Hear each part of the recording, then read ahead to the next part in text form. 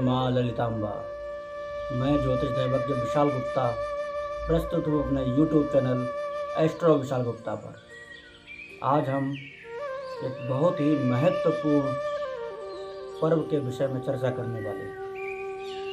यह पर्व वर्ष में एक बार ही आता है और यदि इसकी बहुत विशेष पर्व की बात करें तो ये कई वर्षों में कभी कभी बहुत दुर्लभ तरीके से प्राप्त हो पाता है। तो क्या है यह पर्व? कौन सा है ये पर्व जो इतना महत्वपूर्ण है कि हम अपने आप को इस पर चर्चा करने से रोक नहीं पाए? तो आज हम चर्चा करते हैं एक ऐसे ही बड़े ही दिव्य दुर्लभ बनने वाले ज्योतिषीय पर्व की, जिसे वारुणी पर्व कहा गया है। वारुणी अर्थात वरुण देव की पत्नी। जब तक जल देवता की अधिष्ठात्री शक्ति वारुणी देवी हमारे पूर्वजों पर कृपा नहीं करती, हमारे पितरों का वर्ण नहीं करती हैं, तब तक हमारे पूर्वजों को, पितरों को गंगा भी शरण नहीं देती। ऐसा शास्त्रों में वर्णन मिलता है।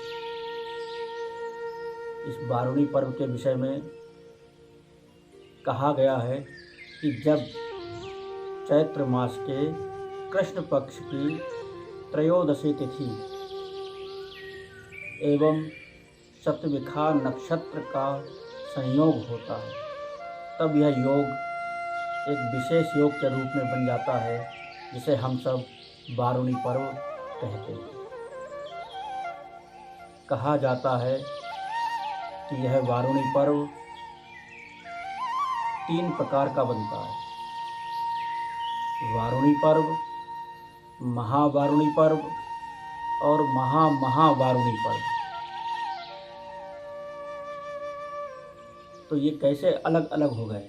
पर्व एक ही है, फिर इनके नामकरण की विशेषता क्या है? क्यों आवश्यकता पड़ी इनके शब्दों के आगे महा और महा जैसे शब्दों को जोड़ने की? क्योंकि कुछ तो ऐसा हुआ है जिसने इसकी महानता को और बढ़ा दिया है। महा का अर्थ होता है महानता। वारुणी एक साधारण योग, महावारुणी उससे श्रेष्ठ योग और महावारुणी जो कि उससे भी अत्यधिक श्रेष्ठ वारुणी पर्व बन जाता है, तब उसको महावारुणी पर्व कहा गया। तो अगर जो हम बात करें वारुणी पर्व की, तो जो हमने अभी पीछे बताया, चैत्र का महीना हो, कृष्ण पक्ष हो और त्रयोदशी तिथि हो, तब जाकर के जब शतविखा नक्षत्र संयोग बनाता है, तब जाकर के बनता है वारुणी। लेकिन यदि कृष्ण पक्ष की त्रयोदशी तिथि हो, चैत्र माह हो और शनिवार का दिन भी हो जाए, तब शतविखा नक्षत्र यदि लगता है, तब इस प्रकार से बनने वाले इस योग को महावारुणी पर्व कहा गया। लेकिन जब चैत्र माह हो, कृष्ण पक्ष हो, त्रयोदशी तिथि हो, शनिवार हो और शतविखा नक्षत्र लगा हो और साथ में कोई शुभ योग भी जुड़ जाए, जैसे कि शिव योग, ब्रह्म योग, इंद्र योग, सिद्धि योग आदि कोई विशेष योग भी जुड़ जाता है, तब यह बन जाता है महावारुणी पर्व, जिसकी महिमा अनंत सूर्य ग्रहण में किए गए स्नान के फल के बराबर बताई गई है। इसके संबंध में कई पुराणों में इसके वर्णन मिलते हैं। भविष्य पुराण में, नारद पुराण में, देवी भागवत महापुराण में और स्कंद पुराण में भी इनका वर्णन मिलता है। तो आइए देखते हैं कि ये चारों पुराण इसके लिए क्या कहते हैं। प्रस्तुत है यह श्लोक जो इसकी महत्वता को दर्शाते हैं।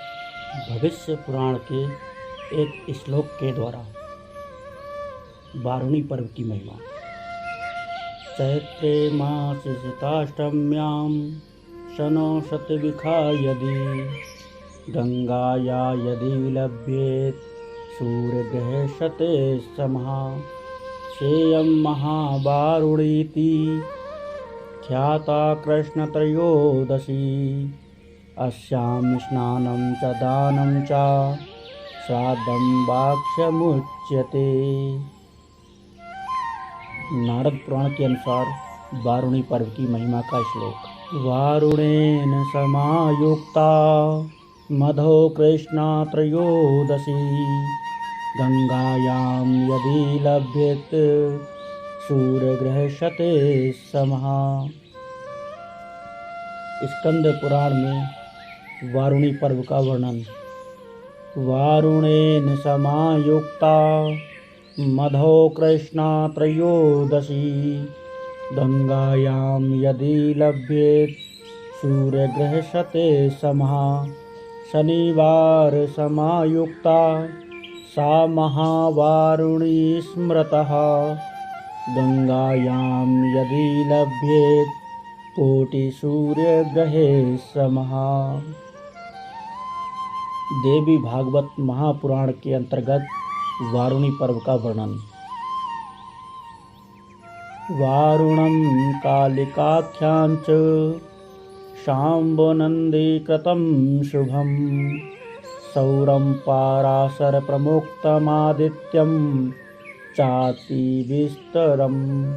इन चारों श्लोकों से यही सिद्ध होता है कि इस योग की महिमा, इस पर्व की महिमा बहुत ही विराट है, बहुत ही दुर्लभ है, जिसका लाभ गिने चुने साधक, गिने चुने ज्योतिष के आचार्य, गिने चुने भक्तगण ही प्राप्त कर पाते हैं। तो इसमें क्या करना चाहिए ऐसा कि यह वारुणी पर्व हमें लाभप्रद सिद्ध हो, हमारे जीवन के लिए कल्याणकारी फलित हो। तो वारुणी को एक स्थान पर यह भी कहा गया है कि समुद्र मंथन के समय जो वारुणी प्रकट हुई थी, समुद्र मंथन के समय जो वारुणी निकली थी, ये वही वारुणी है जो कि वाराणसी के अंदर विद्यमान है। वरुणा नदी और अस्सी घाट के संगम से ही काशी का नाम वाराणसी भी हुआ। वरुणा धन असी वाराणसी, तो वरुणा के नाम से ही विख्यात है वाराणसी। इसलिए विशेष करके इस योग में वाराणसी जैसे महानतम ज्योतिर्लिंग एवं शक्तिपीठ स्थल पर यदि हम गंगा के किनारे वारुणी पर्व की महिमा का लाभ उठाने के लिए उपस्थित हों, तो इससे ज़्यादा श्रेष्ठकर हमारे जीवन का कोई भी क्षण नहीं हो सकता। तो क्या करना चाहिए इस वारुणी पर्व में? तो उसके लिए बताया गया है कि यदि हम इस वारुणी नक्षत्र में, वारुणी पर्व में काशी में जाकर के अपने पूर्वजों के निमित्त, अपने पितरों के निमित्त श्राद्ध, पिंडदान, तर्पण, स्नान, पूजन, ध्यान एवं दर्शन आदि करते हैं, तो उनको यम की पास से मुक्ति प्राप्त होती है। यम लोकों की यातनाओं से उनके जीवन को शांति प्राप्त होती है और वह अपनी यात्रा को सुगम तरीके से पूर्ण कर पाते हैं। इस वारुणी पर्व का लाभ लेने के लिए हमको क्या चीज़ जानना आवश्यक है? तो उसके लिए सबसे पहले नंबर तो हमको ये देखना होगा कि चैत्र माह की कृष्ण पक्ष की त्रयोदशी तिथि को कितने बजे शतविखा नक्षत्र प्रवेश कर रहा है।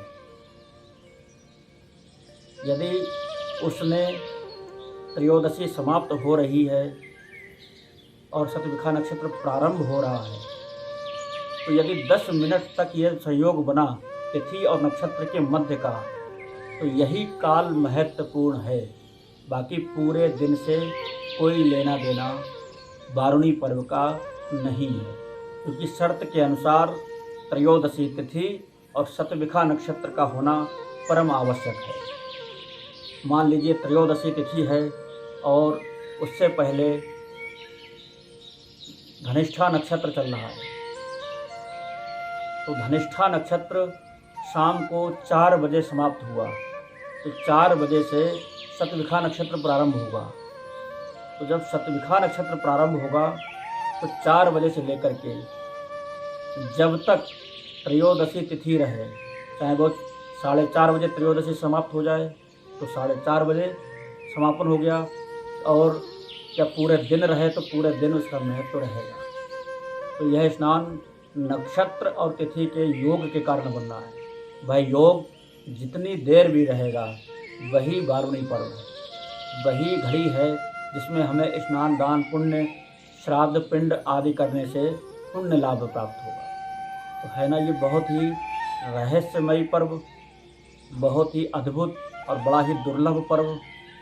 इस पर्व की जानकारी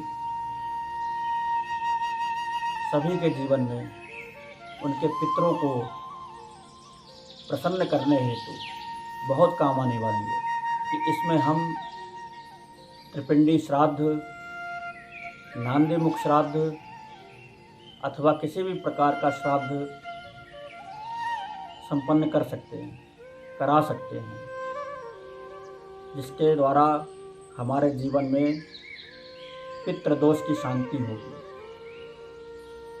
प्रेत दोष की शांति होगी। क्योंकि हमारे ना जाने किस पीढ़ी में कौन सा प्राणी प्रेत योनि में भटक रहा है। हो सकता है कि हमारे पिताजी के कुल का कोई प्राणी हो सकता है कि हमारे माताजी के कुल का कोई प्राणी हो, या हमारी पत्नी के कुल का कोई प्राणी हो। तो इन 3 कुलों का एक साथ तर्पण, इसी को त्रिपिंडी कहा गया। 3 पीढ़ियों तक में यदि कोई व्यक्ति पितृयोनि में भटक रहा हो, वह किसी भी अवस्था में मृत हुआ हो, वृद्ध अवस्था में, युवा अवस्था में या किशोर अवस्था में, किसी भी कारण से मृत्यु को प्राप्त हुआ हो, स्वाभाविक मृत्यु से, अकाल मृत्यु से, भयंकर रोगों की पीड़ाओं से, किसी दुर्घटना से, विष आदि द्वारा, आत्महत्या के द्वारा भी यदि किसी ने अपने शरीर को त्यागा है, तब उसके परिवार में इस प्रकार के दोषों को शमन करने के लिए यह बारुणी पर्व एक वरदान है। भगवान शिव की मोक्ष की नगरी काशी, पतित पावनी, पितरों की तारिणी, माँ गंगा का घाट, माँ अन्नपूर्णा का द्वार, जहाँ सभी को तृप्ति प्राप्त होती है, अन्न भोजन पानी प्राप्त होता है, ऐसा तीर्थ और कहाँ प्राप्त होने वाला है। जहाँ काल भैरव उदंड आत्माओं को, प्रेत आत्माओं को बंदी बना करके दंडित करने वाले हैं। तो ये एक ऐसा संयोग है, ऐसा प्रयोग है वाराणसी का, कि शायद इससे ज़्यादा श्रेष्ठ और कुछ हो ही नहीं सकता। 12 ज्योतिर्लिंगों में से एक बाबा विश्वनाथ, जो कि तारक मंत्र के द्वारा मुक्ति प्रदान करते हैं। माँ अन्नपूर्णा अन्न भोजन पानी प्रदान करके क्षुधा भूख आदि को शांत करती है, और वहीं काल भैरव दुष्ट आत्माओं से मुक्ति हेतु स्वयं विराजमान है। संकट मोचन हनुमान भी जहाँ पर भक्तों की रक्षा के लिए निरंतर तत्पर हैं, जहाँ पर मृत्यु का बोध होता है, मोक्ष का ज्ञान प्राप्त होता है, ऐसा स्थान है काशी नगरी का, जहाँ चारों ओर श्मशान है। मृत्यु का और जीवन का एक साथ संयोग है वाराणसी। मणिकर्णिका जैसे घाट हैं, हरिश्चंद्र जैसे घाट हैं, और जहाँ पर दशाश्वमेध जैसे पुण्यदायी भी घाट हैं।